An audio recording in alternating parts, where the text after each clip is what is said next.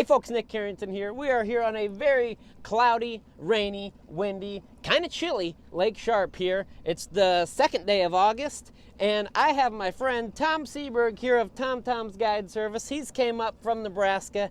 He is checking out Lake Sharpe this week, and Tom saw my video last week, and he has decided that, no, Nick, number 5 shad wraps, they don't work. We're going to bring Lake Erie to Lake Sharpe. That is correct. So today is all about seeing if these methods, which we'll talk a little bit more about, if the Erie big water methods are going to work here. And Tom, do we need to check a rod? Because yeah, I think one of the torpedo rods, and we'll go over that here in a minute, I think it's kind of loaded up. So you know what? Since today I'm kind of the guide, Nick, why don't you go ahead and grab that torpedo rod and we'll see what we got going on. It's always on the intros that we catch fish, by the way. It's always on the intros, which is fine. And the outros. Yeah. All right, so I've got what feels like a 410-ounce torpedo weight here. And who knows how big of a fish. I'm not kidding, folks. You'll see it. It's literally, it looks like we could make a valiant air raid. All right, now I reel down. And I do got one. Doesn't feel very big, Tom. I can take this one myself. This is a classic little Lake Sharpe eater. And it is on, what are we using here? So these are spoons. They typically run these out at Lake Erie. It's a common bait a lot of guys troll with, either on dipsies or predominantly on a torpedo. And I've always said there's no reason why Lake Erie tactics can't work on our lakes here in South Dakota. And I know a lot of people are going to say, our lakes. Yeah, I live in Nebraska, folks, but Nick can vouch, so can a lot of other people. I spend a lot of time in South Dakota. Yep. Here you go. You want your fish, sir? Yep, we'll throw him back. Great eater, as always, at a Sharpe. All right. Well, how about you let me show exactly what we're doing here, because intros seem to generally catch fish. Yes, it does. I'm going to go over the tactics here. So, got a swivel. Actual barrel swivel with a snap and a spoon.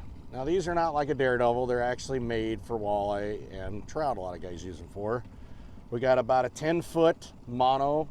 I run 17-pound mono leaders to give a little stretch because the main line is 50-pound braid. So there isn't much stretch, so we put out about 10, 15 feet depending on what you're running. And then we send down the torpedo. And as Nick was saying, or has said, it's like fighting a fish just when you drop it down, and it's because it's 10 ounces and it is quite heavy. So we try to run just a limber rod. You got to give this thing a lot of flex when the fish hit, so because with the braid there ain't much stretch with having the mono leader, but that's why we do run the mono leader. So we're gonna see how these Erie style baits work here in South Dakota. All right, Tom's putting her out right now. He's kind of showing us, because I did have to learn this morning, full disclosure. Yeah, it's and I was taught, a friend of mine, Craig Seelman's out of Dunkirk, New York, fishes Erie a lot. And, you know, after seeing how this technique is out in Erie, I was like, why wouldn't it work here? So we let out our lead, which is, like I said, about 10 feet of mono to the braid line. And then simply going to take the snap and hook it onto the braid. And if we look at our live scope, we're in 32 foot of water-ish. So we're going to drop this down to about 28 feet. And we're at 30 feet. So we'll turn up a little bit, 28, put it in the rod holder and see what happens. Go ahead. So Tom, what do we got here? What are we using? Well, so we're using bandits. And like I was saying, or I've said, we're trying to see if these Lake Erie tactics work out here today. Because I know, we all know that Nick likes, you know, shad wraps, flicker shads, etc. Today we're running big boys. We've caught six or seven fish already this morning using these tactics, but we did notice that my favorite kind of trademark color, I call it sour watermelon, is not producing today. So we're going to try something else. And with these bandits, you know, there's so many different colors, and custom colored bandits are everywhere. But a color that I think we did do pretty well on is some sort of white on it. So we're going to put this one on. And we're going to send it out and give it a try. We're running lead core, 17-pound mono. It's got about a 12, 13-foot lead onto it to the lead core, and we've been running at about 75, 85 feet. So. And no boards, right, Tom? No, no boards. We're that's the non-Erie style, because Erie's, you know, known for running plenty of boards, but we're just trying with the 2 rods out back with torpedo rods and 2 longer rods with bandits. Okay, Tom, while you were goofing around with that bandit over there, I watched 2 things happen. One of which was a very awesome paddlefish jump, which I wish I'd have caught that on camera, because that was like way cooler than anything you and I do in general. So I wish I'd have caught that, but I also saw this rod just give a bang. And so, I mean, tell me. And there's, it might have hit it, but we'll pull it all the way in again, but okay. He's not on. Not on? Not on, but we'll pull it in and check it. So this was that spoon. So like, when you see that, what's kind of your go-to, what's kind of your method here for knowing when you got a bite versus not? Well, and that's the kind of the tricky part. It's more of a time deal. You start to learn how these rods work with a torpedo on. Mm-hmm. They're already loaded up pretty good, so you got to kind of, unfortunately, you kind of have to pay a little bit closer attention to them than you do typical rods. Yep. Especially on the smaller fish, right? Because some of the smaller ones we've caught today, it's just a slight bump in the rod and that's it. If it's a bigger fish, the drag's set about right, and it will peel a little bit of drag, and you'll really see it dive. But the smaller ones, unfortunately, you kind of have to pay attention to what it's doing. But that's fine. I mean, we'll send it back out. So I just got this one. You just put the torpedo on. I have it 20 feet back. Now I'm going to zero it. Yep. And now we're going to get it. And now, how far down should I give her? How deep are we in? So we're in 28 foot of water, so we'll send it about 26 foot of water. Sounds good. Yes, I mean, and I even tried to film the intro, and you're like, hey, by the way, there's a fish on, and I was oblivious to it. Yeah, it can happen really quick on them, and with not much movement to the rod. So unless you get a big fish, and then it's really evident. Well, that's what Erie's for, but we are here on Lake Sharpe, and we have to deal with a few of those underfish as well. But it's, as we've noticed so far today, that it is working. Yep, so. Absolutely. We're getting bites. We got 1 on that bandit, 2 on the spoon, 2 on this one, and now we just put that new bandit out, so let's see how we do. Yep. That one on that board, I saw it. You see it? Yep. See how it's bouncing? Now it's loaded, so it doesn't look like it's that impressive, but we will see. That's that spoon again, too, by the way. Yeah. This will be maybe a boxer. Is this a boxer? Yep. Do I need to do something more than film? No, I can get it. All right. I've done this enough that. Well, then I'll just film and not look pretty. You get those fishing. I like that. I like what I'm seeing here. What do we got? Going for a run. Is it? It's wrong species. Wrong species? Wrong species, but. Whoa, big wrong species. Still great table fare. Absolutely. Just got to trim that little bit of red meat off of them, and they're good to go. And a lot of fun to catch. Yes, they are. So Tom, tell me how we're using the live scope here. How do you have it set up, and why are we using it? Yeah, so I do it to double check. So as we can see here on the monitor, there's the torpedo, and behind this torpedo is a hit stick. So here's a bait ball, torpedo's at 20, our hit stick's right around 22, 25.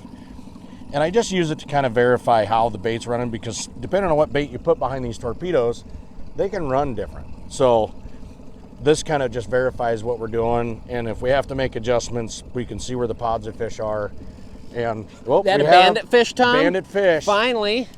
And it feels like a dandy. All we gotta do is film and we catch them. It's literally not staged. This is a nice fish, isn't it, Tom? Yes, it is. You're gonna need me to net this one, aren't you? Yeah. All right, here's our plan, folks. I'm gonna get that set up. Sorry for we're still, as we've discussed, we're still not exactly professionals at this. No. We're getting there, though. We are pretty good at fishing. Filming is questionable. But we were just talking about the importance of how we were using the live scope. And it's not as big as we think, because he got it in a weird little way. You still need me to net him? No, I don't think so. Okay. I just think he's hooked kind of goofy. I kind of just want to look like I'm supporting the team right now. Yeah. Oh, yeah, that bandit caught him right in a funky spot. He might still box. He's not small. No, I mean, he's... Oh, he's hooked. He's just hooked a little goofy. He's sideways. Well. He's just hooked a little goofy. We're gonna put this down. See, like we said, folks, we're still getting this all figured out. We got we got the lives. We're good at the fishing thing. The filming of the fishing thing still kind of like work in progress. Whoa! And when we got models like this, I mean, you can see how we might have some difficulties. Yeah, I mean, he kind of had his swimming equipment impaired. Does this count as a catch still on the Bandit versus Spoon challenge? Yeah, we're, I mean, so a good comparison, I guess, for us, you know, out here today is, whoop, you know, and these fish don't cooperate sometimes. Nope, we got him now, though. Now we look like a real angler. You know, his last video was showing this a little bit smaller bait, and that just sometimes proves that walleye, I think a lot of times, you can agree to this, a lot of times I think we underestimate what they will eat. They're predators. Yes. They're predators. They are apex predators. So yep. Sometimes I think a little tip for everybody, remember that. Like, they got to eat, they got teeth. He's a 12-incher. Yeah. He's still a predator, and he still wants a piece of this. Yep. We're going to let him go home. They're still nice predators. Yes, they are. Right there's a walleye. The head is bright, but the tail, see how it flickers in and out? That's more of a walleye, and he was following the hit stick. And so we're going 2 miles an hour. So yeah. he took a pause, and he was watching to see what was going on there. Yep. All right, Tom, it just shook. I called it. I'm getting good at this. I'm getting real good. And this is the spoon again. Yes, it is. Yeah, he's back there. Oh, my. That right there is a Sharpe special. But it doesn't seem to matter. I mean, we're using big Erie tactics that shouldn't work here at all, and we're still catching fish here on Lake Sharpe. Yes, and that's the thing that I think a lot of people, I think we've kind of all been misled over the years with walleye, certain size, needs a certain bait. I mean, he ate it. Just like anybody would, you know, and that kind of also proves right now the spoon is outdoing everything. The spoon is, yeah. So, you know, a bait that's, I mean, it's a nice, thick, healthy fish. Yep. But a bait people typically wouldn't think about using in South Dakota is working. Yep. Now, with us saying that, Nick, we're kind of letting out maybe some secrets when we do tournaments, but oh well. Everybody needs to learn something. You told me we had no secrets today. I know. Hey, Tom, so in the interest of not sharing secrets anymore, what do we got here? What are you doing here? This is I think they call it a speckled trout hit stick. That's what we've been pulling. But our torpedo rod with the white kind of Wonder Bread has been really doing well. So I'm gonna put this in here, and we're gonna get, and this is a Storm. It's the white with the polka dots, kind of the same color scheme. We're gonna try that to see if it's just a spoon or if it's also the color. So we're gonna find out. So Tom, just so we're clear, when I did the blue versus purple challenge, I was very conscious about making sure that depth, speed, lure, everything was consistent. You're not doing that today as you test color. Do you think color's a factor? Do you think it's depth? What do you think? I think the color is playing in. You know, we're, as everybody maybe can see in the video, we got quite a bit of overcast. And I think just with the water color and clarity, the white is just enough for them. And you know, we're going 2.25 mile an hour. So I think sometimes that white or just the color itself is playing a part. So we're gonna find that out. If this one goes on the next, I mean, that's then we know for sure. That's gonna be pretty telling. We need to go more to the lighter color. So yep, we'll find out. Let's find out. Yes, we will. Hey Tom, so we've talked baits. We're talking about the spoon. The spoon is producing the best. Yep. When I say spoon, I think like Bink's Pro Spoon, and I rip it. What are we using here for bait? So, and I got a couple of them laid out here. One of them is a Moonshine Lures. They make a walleye and trout spoon.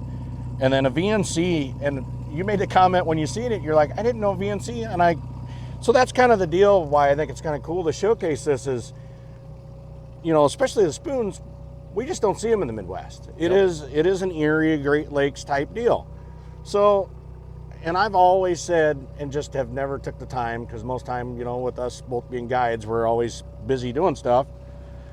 So Nick said, hey, let's go do some stuff today, and that's why we're doing. We're gonna try some stuff that's not your typical Sharpe South Dakota tactics to see if, you know, if they pan out. And right now, Nick, I mean, they're all working. The spoon especially, I mean, And, you know, and a guy could even pull these behind bouncers. Like, that's the thing with these spoons. I think a lot of people overlook them, and it's proven today it may be very good to have in your box of tricks. So while we're talking tackle, these torpedoes too, I mean, do we have to go fish with Craig to get them? Where do we find these? So, and I believe, and unfortunately, I don't remember the website, but maybe we can put it something on a comment or something somewhere. Yep. But I think if you look up lead torpedo weights, they do pop up, and the company makes them.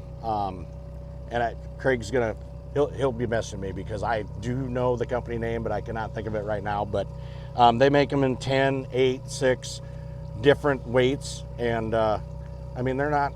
It's a chunk of lead, so they're not cheap, but they do work very well. And we're using 10s today, yep, correct? And these are 8s here. Okay. And 8s, you know, I just typically gravitate towards the 10 because then if I need to fish deeper water, I know I can right away. Yep. They don't deflect very much.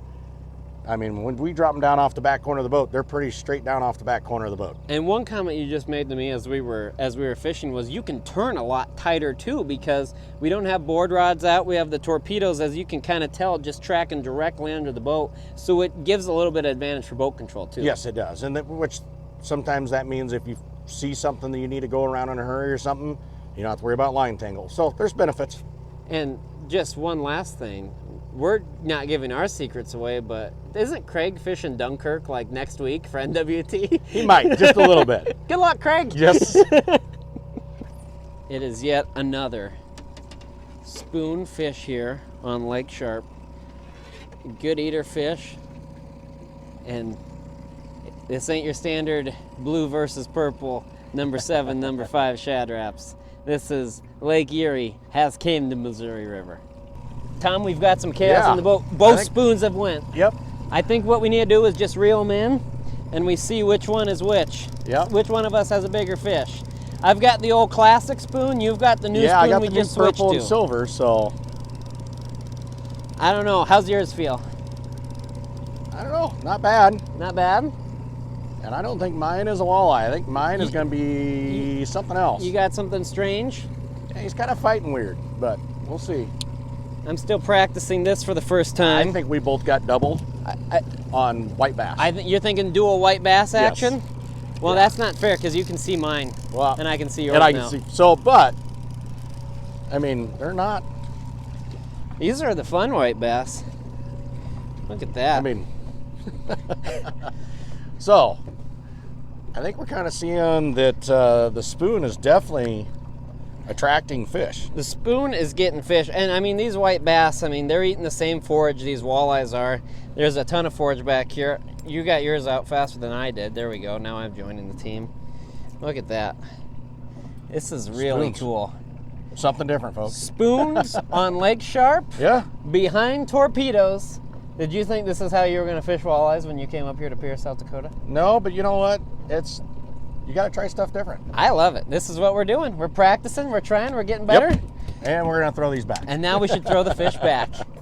Well, we just had a little bit of chaos, but this one's now tenderized. Yes. So we've got that one going Yeah. for us. But another great Lake Sharpe eater here. And I think we've thoroughly proven today that the water body you're on doesn't matter. No, the spoons probably did 90% of the catching.